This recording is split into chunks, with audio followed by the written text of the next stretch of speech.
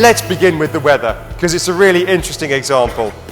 Ehab, you have a long distinguished career in the technology industry. Now you're with ArabiaWeather. You can help people's curtains open in the morning. It's much more than that. What you do is you take data from weather sensors and then you use that. People can use that for a whole bunch of applications. Of course, the trivial one is opening curtains or turning on my air conditioning, but there are many, many more applications that could benefit society in a whole bunch of ways. What I'm going to ask you to do, as well as use your lapel microphones, is use these ones as well, because everyone's got great ideas and I really want to make sure they hear them. Excellent. Thank you very much for having me here. Super excited to be here and to speak about this important initiative. Look, weather is important for all of us. Weather is really important for all of us. I mean, it really guides our day-to-day lives. It guides our decision-making. From the minute you wake up every morning, it impacts your mood. It impacts where you're going to go, what you're going to wear, perhaps even if you're going to go on vacation, and where that will be. You consult the weather always in your decision-making subconsciously. So people say, what does that have to do with the Internet of Things? What does that have to do with big data? Well, the impact is actually profound. When you think about how much weather is integrated into our decision-making as humans, and when you think about the Internet of Things ecosystem and the connected devices and sensors that are automated, wouldn't it just make sense that they consider the weather in their decision making as well, just like humans do? Wouldn't that provide for a much more value add for consumers, for businesses, and for government initiatives alike? That's the big idea. I see enormous value in this. Just one thing to challenge you on, its relevance to Dubai in particular, because the weather tends to be fairly stable here. We don't often get surprises. I'll give you an example. In radio, my industry, we had a consultant come over from the United States who produces Ryan Seacrest's radio show. And as well as telling us a whole bunch of things about what we could do better, he said, you've got to have weather. And in American radio and Western European radio, weather, traffic and weather on the 10s. Every 10 minutes, tell people the weather. Okay, you've got to do that.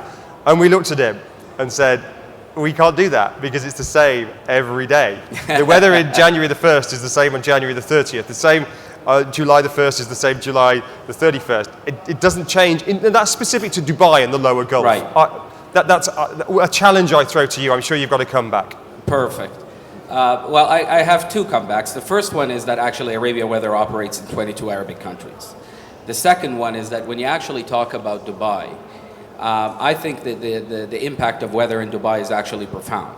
When you look at a number of areas, let's not go so far. I mean, not too long ago, fog literally killed many people on the way to Abu Dhabi, right? You talk about, the big storm that is forming right now just outside of Oman and what's about to happen there. When you talk about how construction and heat is impacting construction workers and causing casualties and death across the road. So, I mean, it does impact. It impacts it in different ways than North America. I mean, I lived 25 years in Canada, so weather is a big topic in Canada, trust me. But I think it's equally important here, and it impacts our lives, and therefore it should be incorporated in the devices, sensors of the Internet of Things, and its decision-making algorithms. A final question, 30 seconds on this. Who's buying, if anyone yet? Great idea conceptually, but are people writing checkbooks? Are they actually taking your ideas and technology to create and use it to make the world a better place? Absolutely. As head of B2B today, we have obviously the media as a big piece of our business. We're expanding in airlines. We have 2 or 3 airlines on board already that are utilizing our data in a very big way. Retail is another big one. Marine, insurance. I mean, the applications are endless. Earlier in the panel, just before this one, Dr. Surjan spoke about his agriculture company and how it utilizes weather sensors to use the right amount of water and only the right amount of water to optimize crop productions in his agriculture solution. And that is built on sensors, it's built on weather solutions that forecasts cloud coverage, humidity, rainfall, and incorporates it into how much water you want to distribute in your agriculture. We have solutions and interest generated all over, and we're very excited about the potential and the growth of our company. Great stuff. Thanks very much indeed. Patricia Florissi, let me turn to you. You're the Vice President and also the Global CTO for Sales at EMC Corporation. What's your perspective?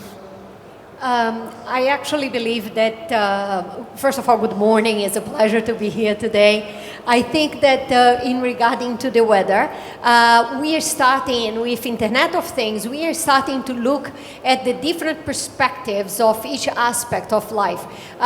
We used to think about the weather only focused on how we are going to dress, how we are going to get to work, and there are much more finer grain implications that come into play.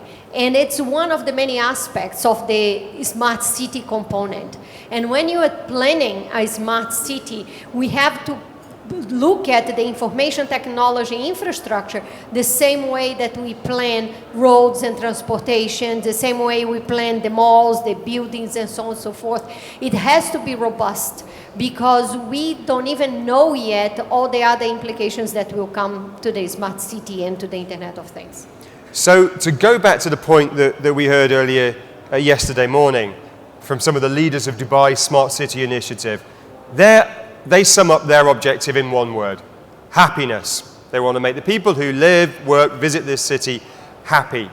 How are you going to help make the people of Dubai happy? How can you develop ideas, technologies, services, solutions to make people's lives better? I think that the secret sauce of making people happier is to actually accelerate the rate of innovation. Because, and it was said by His Excellency yesterday in the opening keynote, that you have to put the citizen at the center. It has to be the focus of what you're doing. And the citizens do not know yet the art of the possible. They don't know what they can have. We don't even understand exactly what we can offer. So instead of pretending that we know the answers now, we need to create an information technology platform that allows the innovators to shine and innovate as fast as possible. At EMC, we have 4 core principles on the Smart City platform of the future. We believe that it has to be open. Information has to be openly and broadly available so people can actually make smart decisions, informed decisions. It has to be agile, again, to accelerate the rate of innovation, to enable entrepreneurs to actually come quickly, add an application, change, adjust. It has to be software defined. It has to be defined, innovated at the speed of software, not at the speed of hardware from one perspective.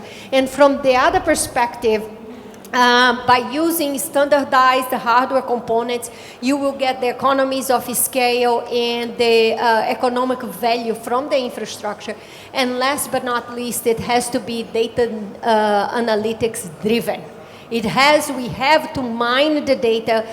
Sometimes we focus on, when talking about the Internet of Things, on the collection, on the wiring, on the transportation of the data. This is just a means towards an end to actually mine and analyze the data to realize its economic value. Finally, 30 seconds, give an example of a project, or a city, let me be specific. Give me an example of a city where you've worked and helped develop something amazing that delivered great benefits, that delivered happiness, in just 30 seconds or so. Okay.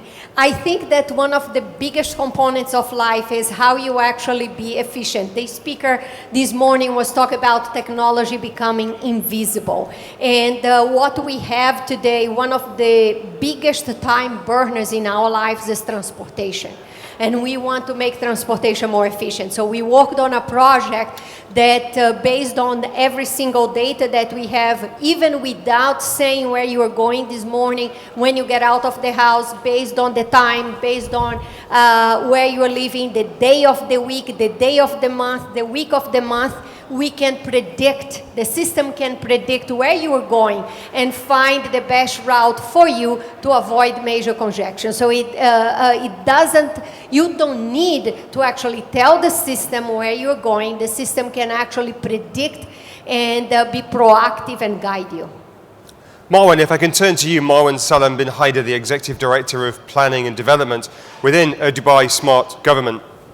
From everything you've heard over the last 2 days, what are the most powerful ideas that you've heard?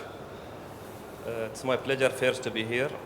And maybe I would like to start, Richard, with the uniqueness of Dubai. Yeah, hold the microphone yes, right, that's perfect. You have mentioned in the beginning whether Dubai is unique or not.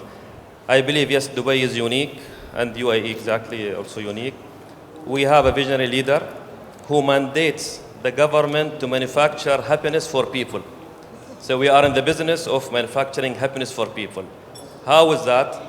We are empowered to offer services from connected point of view, seamless point of view. So within the efficiency of the city and the government, we are here to get services and solutions to people that is very helpful and very productive in their life. So some examples we have. Yesterday, for example, we had a hackathon where we got some ideas from people how they would like to enrich the people life in Dubai. The first prize was, for example, for the smart bin, which will make our life easier and clean, and hopefully will enrich even the environment.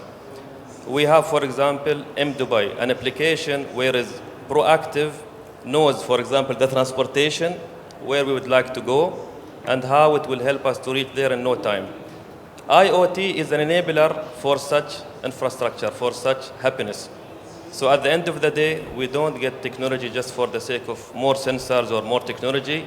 It has to be seamless for the user, but at the same time, it has to offer options, variety of solutions to the user. So at the end of the day, we have in Smart Dubai 4 pillars: efficiency within the city, we have seamless services for the government and for the citizens, and the data has to be safe also, and impactful. So what we are doing here, putting all these technologies in the hand of the customer to be used in a very wise way. Now, your perspective is interesting because you're the Executive Director of Planning and Development. And planning is key, isn't it? Because that means you have to make decisions on which technologies you'll use and which ones you won't use, which partners you'll work with and which ones you won't. What's a priority? And everything's a priority. Everyone will come to you and say, Marwan, this is a priority. No, this is a priority. But you've got to decide which are the priorities. So how do you approach that? And what conclusions have you come to as a planner? What are the absolute A-list priorities, the things that absolutely have to be done? We are lucky here, as I said, that we are having a visionary leader. He has a very clear vision. Our job is to translate that vision to reality.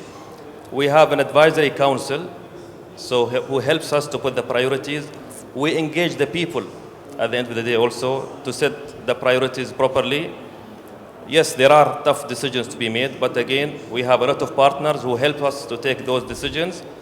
Presently, actually now, we're having a big POC in Dubai to build the right infrastructure which will enable all these services. We are partnering with big names, and we do benchmark with other cities to see the best way of getting things done. So yes, there are tough decisions, but it has to be made. Final question to you. Give me an example of one particular use case, is a phrase we've heard. A use case from Dubai that you're developing or planning that you're particularly excited about, that personally particularly excites you, and maybe one you've seen from another city that you visited that you can bring to Dubai.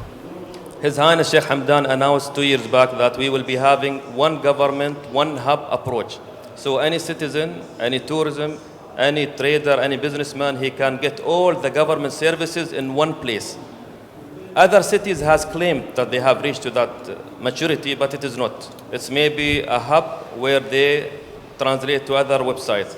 But what we are building here, one government portal, one government app, where all services in the government can be done in one place, intuitive. It's similar to if you go now to Amazon, for example, and you want to buy something, it recommends to you some other items. We will be having in the government similar things, live events. So if you have a baby, we will recommend to you what you are supposed to do and how you will do it in one place. I believe this will change the way how people live in Dubai. That will be really smart living in Dubai. Wonderful. If you could put my kids to bed at night and read them a bedtime story, that would be fantastic. That would truly be a smart city. Jerry, can I turn to you now? You've got a great job. You're the technical director at the Research Institute of Smart City at China Comservice. That sounds fascinating. What have you learned? Good morning, dear friends. This is Jerry from China Comservice. Let me introduce my company with two sentences now. China Comservice is an international company with over 40 subsidiaries in the world and running our business in over 50 countries. And we provide some service like construction, designing, planning for different types of ICT projects, especially in the smart city and ITS, IDC area. So, Jerry, hold the microphone really okay, close. So Thanks. in terms of the value of smart city of Dubai, we think the key is sustainability. That includes the sustainable development, sustainable competitive advantage, and retaining the charm for this city. And to build those sustainable capabilities, we may adopt scalable ICT solutions like mobile internet, cloud computing, big data, and others.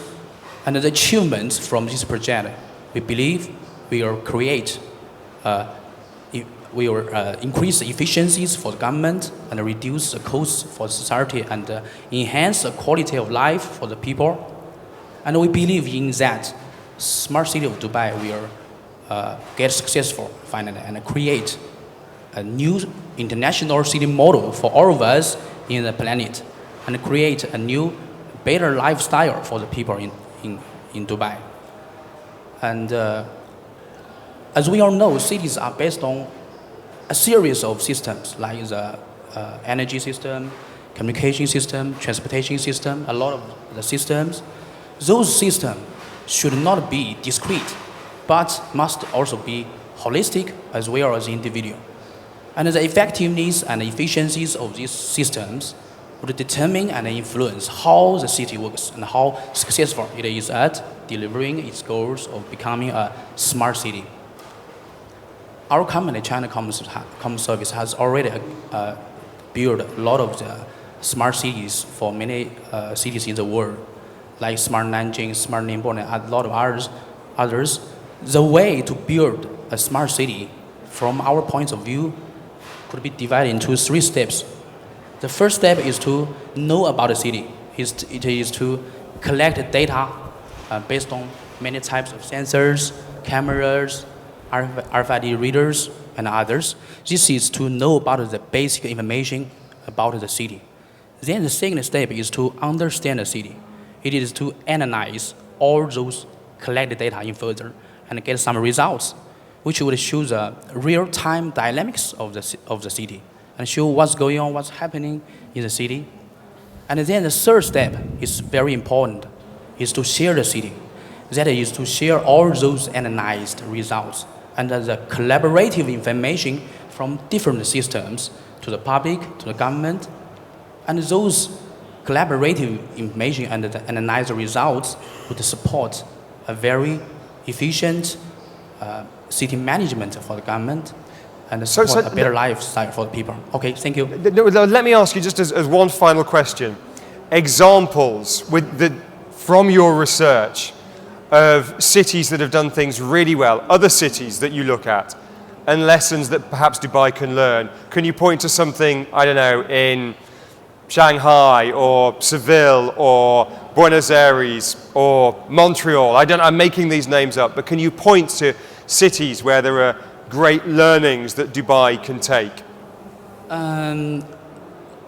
The experience we have accumulated from the Smart Nanjing is a very successful smart city project, and lots of the guests from the world have visited this project with giving high praise. The experience from this project is that the government must have very powerful or have a more powerful willing to push forward for the smart city project. why is it? Why is that? Because in that project, we found it's very hard to integrate all different systems together. It's very hard to collect the data from different systems belonging to different departments in the government. So the lesson or the experience we have accumulated is that we must have a very strong willing from the government, from the society to push forward the smart city project. Jerry, thank you very much indeed for those insights. Glen, if I can turn to you now. Glen Allmendinger, the president of Harbour Research. You co-authored the pioneering article, 4 Strategies for the Age of Smart Services in Harvard Business Review. I'm wondering which of those 4 strategies are perhaps most relevant to Dubai. Well, thanks for including me today. It's an honor to be here. Good morning. I think of Dubai as almost a staging area for, because it's so new, it's so vibrant, it's so full of energy, it's really a staging area for innovation around what most people I think call smart cities today. If you look at the history of connected systems, and I don't mean computing as much as I mean physical systems, much of what's out there today is really very simple plug and, point to point. I monitor an ATM, I monitor a truck and a fleet on the road. If you think of those as simple applications, the true value that I think could be set up in a place like Dubai is that if you look beyond that to compound and complex applications where in a whole building system, all of the ultimate subsystems are sharing data, and all of those systems, if you put that in a city context, begin to share that data and fuse that data and leverage that data much more fluidly. We are a long way from that in terms of the maturation of the technology to enable that.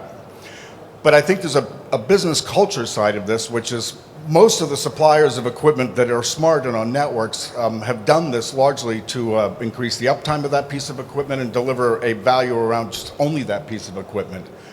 In these kinds of complex systems, I think all of the suppliers of these technologies will have to allow for much more sharing of data. And if you think of this in a broader ecosystem context, the sharing of that data is not really in our business culture yet. And I think in many respects, the openness that's implied by these kinds of compound and complex opportunities, like whole cities essentially sharing data fluidly, really are going to require some cultural changes in the way we view how we share and how we relate.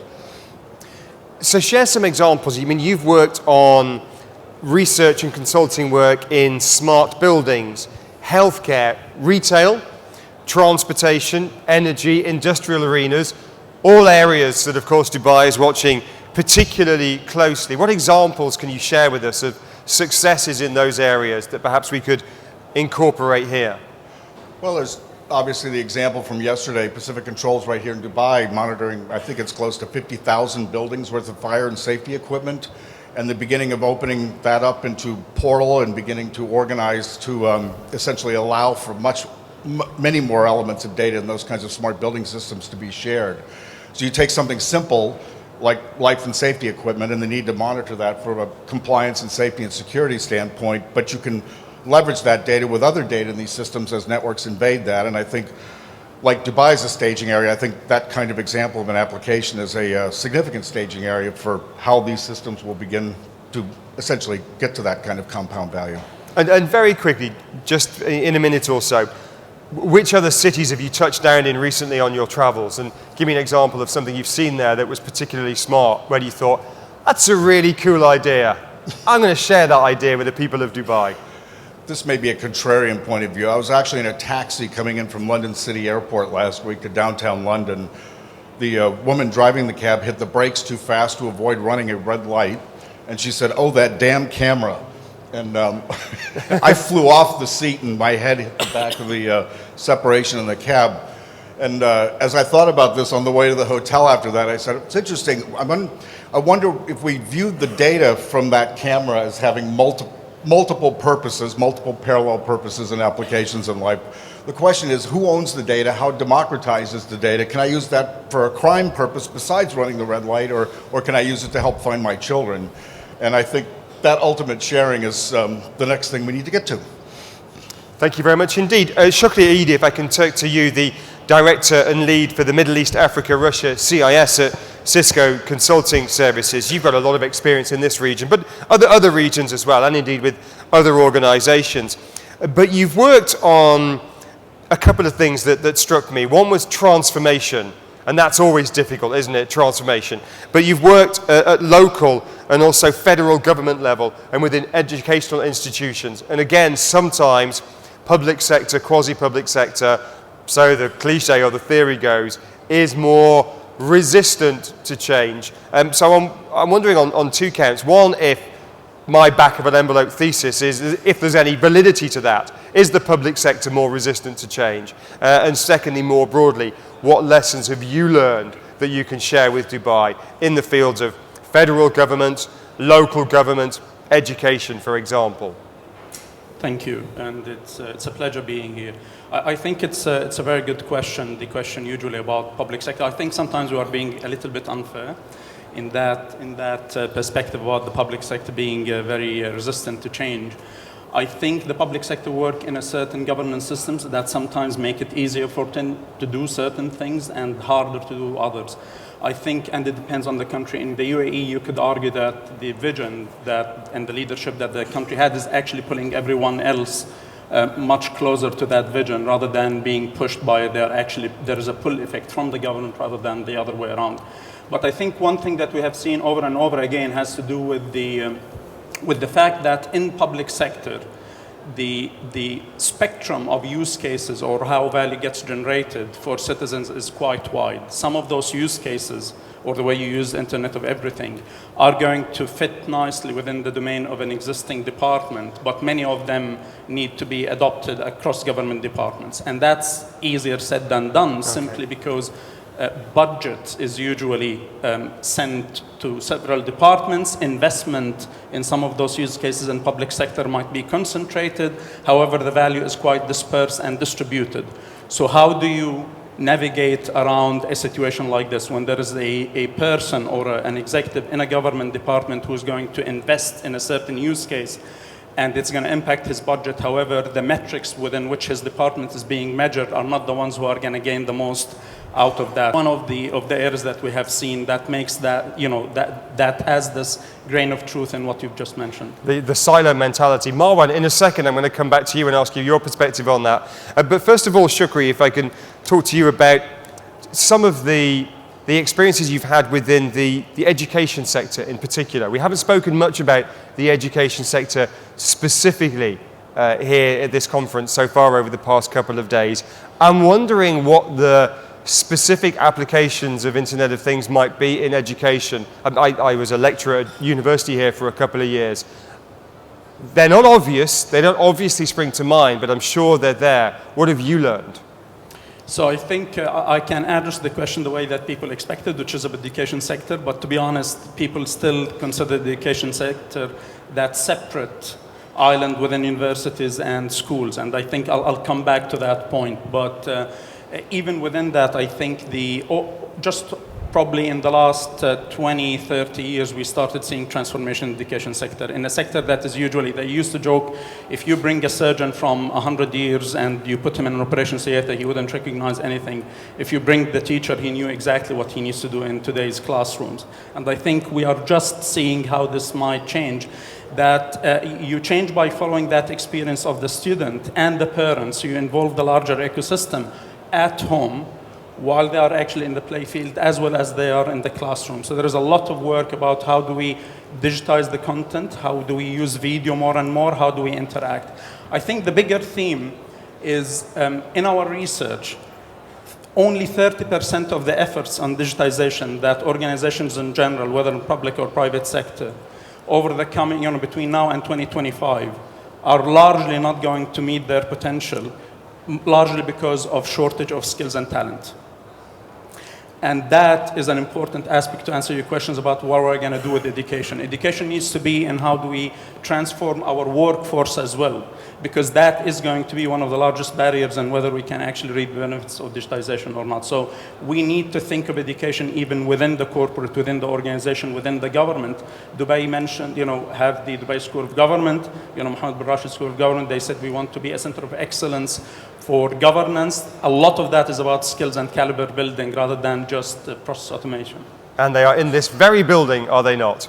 Very quickly, I was looking at your background, and you're with Cisco now, you've worked with IBM, with PwC, PricewaterhouseCoopers, so you've been within many different big name organizational cultures. And coming back to the point from the earlier panel, how do we get all of you guys to play nicely together so that the end client, whether it's Marwan or Steve from Masdar, don't have a lot of different consultants or providers kind of fighting turf wars, but actually working together, that kind of cliche of co-opetition. How do we do that? Because we need that, don't we? You need to compete against each other, and competition is good.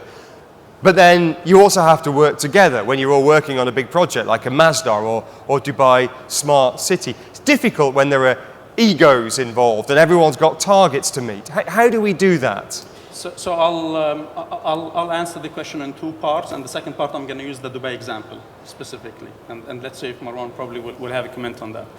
I think the first part is that in Cisco we don't want just to help our customers as being another technology vendor. If you think about many of the things that digitization require has to do with leading from the top. Many of the organizations that will not start on digitization because they are going to fail in reinventing their business models and reimagining how their business completely is going to transform, and inability to really grasp on the concept that their business strategy and digital strategy are actually converging into one. And this is one aspect of how Cisco want to help, as coming from Cisco Consulting Services. We want to be able to handhold them in that visioning exercise. I think on the other hand, from a pure technology vendor, as you described, I haven't seen, luckily enough, and I think we are blessed with that situation, I haven't seen any of the technology vendors who stood on stage claim that they can do it on their own. And I think including Cisco ArabiaWeather, our managing director, said we are largely depending on partnership. In our literature, when we talk about how governments need to transform, we tell them mitigate your risk by capitalizing on your partnership ecosystem, not on a single partner. And if I want to use the Dubai example, the Executive Office and Dubai Smart Government have actually issued a request for information saying, this is my vision for my city, how do you actually translate your capabilities, map your capabilities, and respond to these requirements? And a lot of that ended up being submitted through consortiums of technology vendors that actually stood and presented today. So I think there is this dynamic within, and quite crystallized within the Dubai Smart City. Marwan, if I could just turn to you on the issue that was raised a couple of minutes ago, the silo mentality. The benefits of Internet of Things are felt by many, and it's spread out.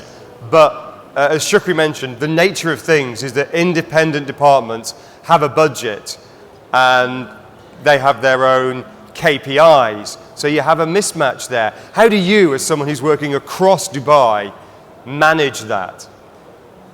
As they have said, strategy is focus of resources. So as you have strategy, one strategy for the government, one strategy for the city, one strategy for the country, all the resources, whether financial or skills, where they are working for the same direction.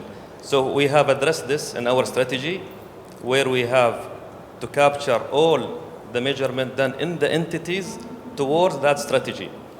So the value across the government is governed by one strategy for the coming 3 years. So the strategy will ensure that. Regarding the smart city, yes, what Shukri have mentioned is correct. What we have done, we have released an RFI for our vendors to give us all their ideas. We did not limit the innovation within their experience. From that, we are going to get now a blueprint where we have POCs for all the competitors to compete. But once it's agreed, all of them will collaborate. So at the end of the day, it will be one team from the government and from the private sector. Thanks very much indeed. Let's move on. We've got more ideas that we want to dig into. Sherry Zameer, if we can hear from you from Gemalto, Vice President Telecommunication Solutions from the Middle East and Africa. Your thoughts on issues like the uniqueness or otherwise of the city of Dubai, or perhaps even the value of Dubai Smart City? Good morning, everyone. So thank you very much for listening and for having me here this morning. I think we touched upon this. If I can ask you to hold the microphone right up close. We touched upon this point of the uniqueness of Dubai in terms of having a visionary leader, but I think in addition to having the direction from that vision, Dubai also sets a target and a deadline. So a couple of weeks ago, we read that His Highness Sheikh Mohammed set the mandate for the uptake of government services to be 80% by 2018. So when vision is coupled with a target and a deadline, then everybody must come together to make it happen. And that's the uniqueness of Dubai in terms of trying to achieve goals and targets. And in so doing, when you have responsible vendors that realize the core competencies within each other will come together in that ecosystem, as Marwan said about the RFI that has been sent out to the vendors to all contribute their competence and value and come together and work together to achieve that target and deadline. So I think it starts with that vision, it starts with that target, it starts with the deadline, and then it starts with vendors having an agreement to work together and to pool their talent, their ideas and their thoughts and their experiences together to achieve the results. I know you work particularly with mobile operators, don't you? What contribution are they making? What innovations are you seeing? What great new ways of adding value are you seeing from that space? So we are in an IoT conference, and if you analyze what value a mobile operator brings, the clue is in the name. It's the Internet of Things, which means inevitably all devices, all sensors, mobile phones will need connectivity. And that underlying connectivity layer doesn't mean that when we build smart cities, we reinvent the wheel and put up new networks. We rely on the infrastructure that's available today. So mobile operators have a very big part to play. And in addition to providing the connectivity, they're also maintaining a relationship with that end consumer. Today, it is to provide access to the network for communications over voice and data. Tomorrow, it could also be to provide home automation to the same customer, maybe to provide infotainment or telematics services on behalf of a government entity. So operators today are offering access and availability, are holding distribution to the end consumers through their networks, and are also having a billing relationship. So they can do collections, for example, on behalf of a government entity or a private entity. So they are absolutely fundamental to bringing the ecosystem together. And indeed, just finally on those mobile operators, I know listening to Osman Sultan at Do, when he talks at conferences, and he's big on the opportunities, no question. He buys into this. But his big complaint is, who's going to pay for it? He said, we as telecommunication providers have to spend billions creating the bandwidth so that you and I and everyone can watch YouTube or Game of Thrones on our mobile phone. He said, but at the same time, everyone's using that bandwidth I create to make free phone calls on Skype. And that's not fair, he says. So how can we help them or anyone create a business model that's going to pay for this connectivity? It's a very good question, and I think it's the hottest question in the industry right now. How does a mobile operator overcome the threat of an OTT player? A couple of weeks ago, Etisalat launched a service called SIMI, which is to provide a RCS client or a rich communication client that can do voice video messaging over an IP bearer network. In other words, something that is like WhatsApp, it's like Facebook, it's like Skype, and so on. And Telefonica did that years ago with their service called 2Go. So I think at some point there is where the OTT meets the mobile operator. They can't do without each other. The innovation and the speed that is coming out of the OTTs today especially in terms of social media applications and connecting social media applications onto new services and monetizing out of that. That skill and talent is something that the operators can learn from.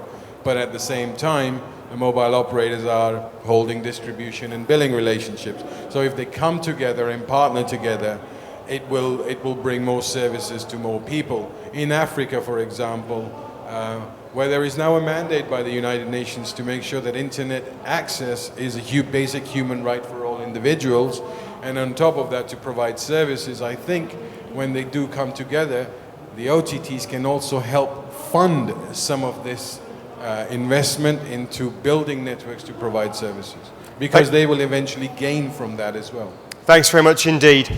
Listen, we're running short of time. I'm going to take, at the end of this session, going to limit it to one question or idea because we must move on. Okay, so if you've got a question or an idea that you want to share, hold that thought, and I'm going to come to you in a few minutes' time. Finally, though, I want to hear from Andy Nehme, the Commercial Business Director for the Middle East and North Africa at Intel. You've been in this region for 17 years or so, a variety of roles. You've been looking at, in particular, at public sector ICT strategy. How do you apply what you've learned over those 17 years in Dubai?